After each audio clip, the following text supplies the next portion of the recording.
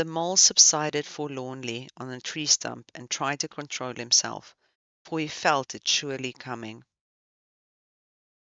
In this case, he's feeling that sob, that absolute heart-wrenching sob gathering up in him, and he knows he's going to cry at every second. He subsided forlornly. When you're forlorn, you're basically hopeless. Like you've given up. There's just no hope for the situation, and there's nothing that you can do. So, if the mole subsided forlornly on a tree stump, he'd pretty much given up on the situation, but he was still really distraught. The sob he had fought with so long refused to be beaten. Up and up it forced its way into the air, and then another and another, and others thick and fast, till poor Mole at last gave up the struggle, and cried freely, helplessly, and openly, now that he knew it was all over, and he had lost what he could hardly be said to have found. The rat, astonished and dismayed at the violent paroxysms of grief, did not dare to speak for a while. At last he said, very quietly and sympathetically, "What is it, old fellow? Whatever can be the matter?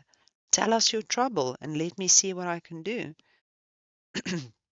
Poor Mole found it difficult to get any words out between the upheavals of his chest that followed one upon another so quickly, and held back speech and choked it as it came.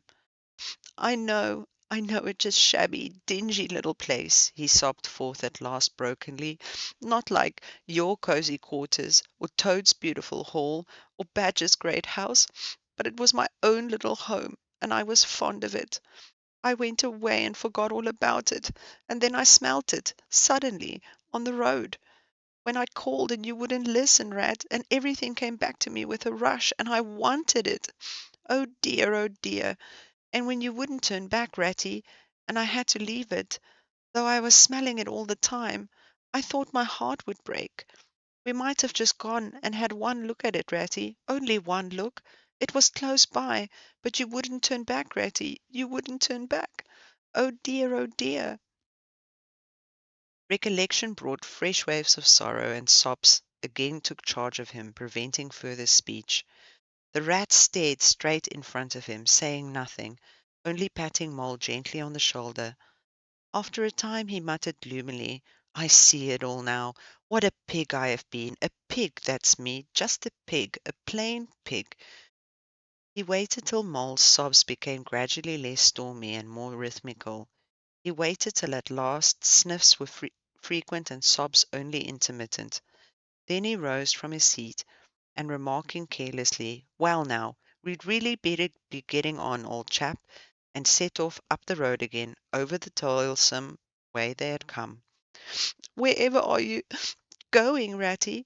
cried the tearful Mole, looking up in alarm. "We're going to find that home of yours, old fellow," he replied pleasantly, "so you'd better come along, for it would take some finding, and we shall want your nose." "Oh, come back, Ratty, do!" cried the Mole, getting up and hurrying after him. "It's no good, I tell you. It's too late and too dark, and the place is too far off, and the snow's coming, and I never meant to let you know I was feeling that way about it. It was all an accident and a mistake, and think of the river bank and your supper." "Hang Riverbank, and supper too," said Rat heartily. "I tell you, I'm going to find this place now if I stay out all night.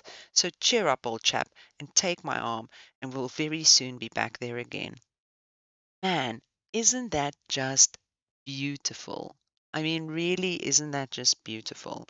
That is such an incredible interaction of friendship. I almost don't know what to say about it. I think we've all had situations where we've held back on saying things, doing things, trying to be brave, trying to stay strong, um, for the sake of other people, maybe feeling that they were a bit callous or careless, but still doing it anyway. And Rat just immediately realizes what an idiot he's been and immediately starts to take action to make up for it. And that just shows you what a beautiful, true, and deep friendship they've developed between the two of them. It's really amazing.